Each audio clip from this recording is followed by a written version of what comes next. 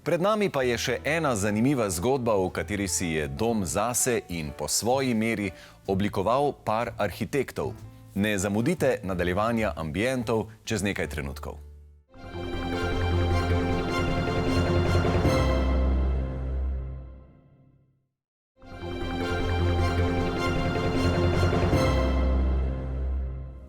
Stanovanje v tristanovanjski stavbi blizu Medvod je nekaj posebnega zato, ker sta ga kupila arhitekta za svojo družino. Ob nakupu so ju čakali prazni, neopremljeni prostori. Seveda smo bili radovedni, kako sta strokovnjaka dane razmere prilagodila svojim željam in zahtevam.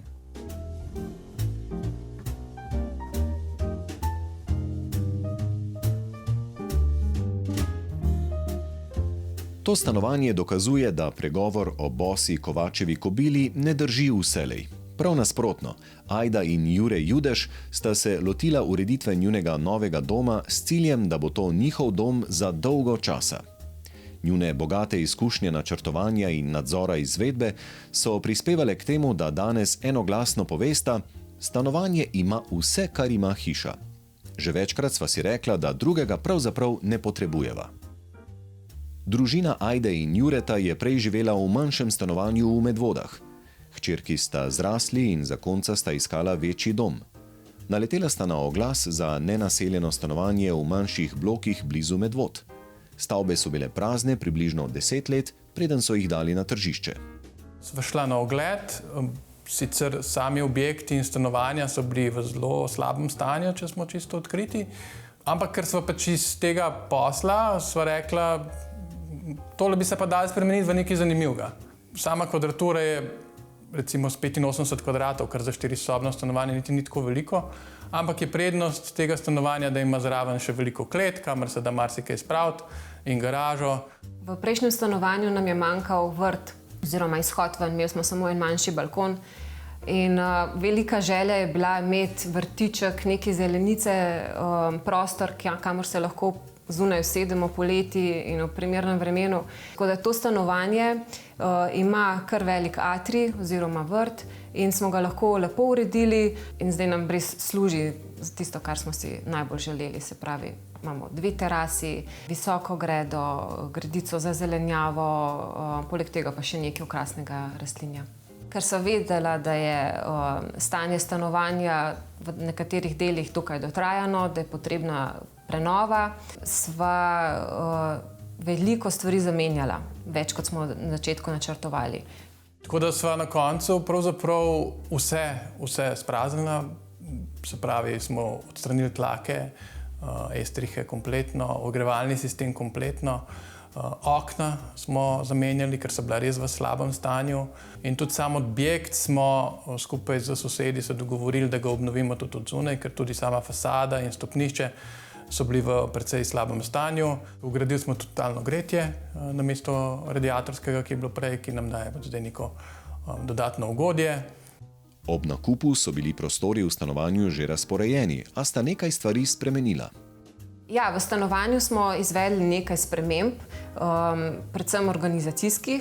Sprememba osnovne pozicije kuhinje in pa dnevne sobe, kjer je bila v prvotni razporeditvi kuhinja brez izhoda na vrt, bila je manjša kot pa dnevni prostor in ta 2 prostora smo zamenjali, da smo pridobili prostornejšo jedilnico, kuhinjo, ki je bolj povezana s prostorom in ne tako umaknjena za steno. Hkrati pa še izhod na vrt, tako da se lahko tudi dogajanje, kuhanje in pa obedovanje zunaj lepo povežeta. Zaradi velikega zanimanja za ta stanovanja sta se Ajda in Jure morala zelo hitro odločiti za nakup.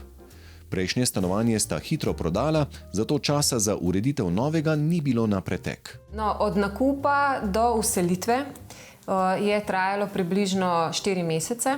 To pomeni, da smo stanovanje najprej olupili do 3. gradbene faze, praktično, kot je že Jure prej omenil, in potem na novo vse zgradili. Tako da je bilo potrebno imeti res natančen plan. Ajda, mogoče nas vi popeljete z besedami skozi stanovanje. Zdaj smo vstopili v nekdanji vetrolov, kam pridemo levo, desno. Ko vstopimo v stanovanje, se nam odpre prostor, najprej vhod in potem v nadaljevanju kuhinja, iz katere je pogled na vrt. tako da že pri vhodu se nam odpre pogled čez celotno stanovanje. Iz vhodnega dela se potem vstopa v kopalnico in v utility oziroma dnevni WC. V nadaljevanju pa potem dnevni prostor s kuhinjo, dnevno sobo in pa spalni del, ki zajema hodnik z delovnim kotičkom, 2 otroški sobi in spalnico. Tudi iz hodnika imamo izhod na vrt in tudi tukaj smo iskali povezavo ali pa pogled na sam vrt in smo tudi na vrtu na tem delu zasadili drevo. Otroški sobi nista veliki, a vendar dovolj za odraščanje deklic. Zanimivo je, da so televizijo umaknili v poseben kinokotiček, kjer skupaj uživajo ob gledanju. Danes sta pravzaprav zelo zanimivo oblečena, en je črn, drug je bel. A so to afinitete vajene na barve ali je to sam slučaj? Bom rekla, da je kar mogoče malo afiniteta posameznika. Jure ima zelo rad črno barvo, meni so všeč svetle barve in tudi svetli prostori, tako da to se odraža tudi v stanovanju. Vedno je neko ravnotežje in tudi tu je bilo ravnotežje in dogovarjanje, kakšne bodo površine. Sva se pa strinjala že od samega začetka, da želiva nevtralno barvno skalo, kombinacijo bele, črne in pa lesa. Zanimalo nas je, ali je za arhitekta zahtevno načrtovati ureditev lastnega doma, saj včasih slišimo, da se tega arhitekti le stežka lotijo. Niso prepričani, ali bodo izbrali najboljše rešitve. Ajda in Jure se tega izziva nista ustrašila. Sebe dobro poznamo, vemo, kakšne so naše želje, kakšne so naše potrebe, tako da je načrtovanje zase po eni strani lažje, ker smo sami svoja stranka in točno vemo, kakšna rešitev bo prava za nas.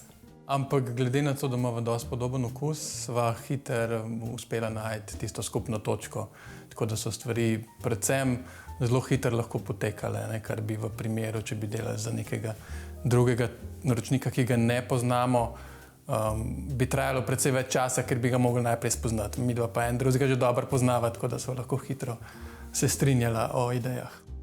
Kot smo lahko videli, sta Ajda in Jure poiskala rešitve, ki ustrezajo njim, hkrati pa so uporabne za vse, ki morajo racionalno izrabiti prostor.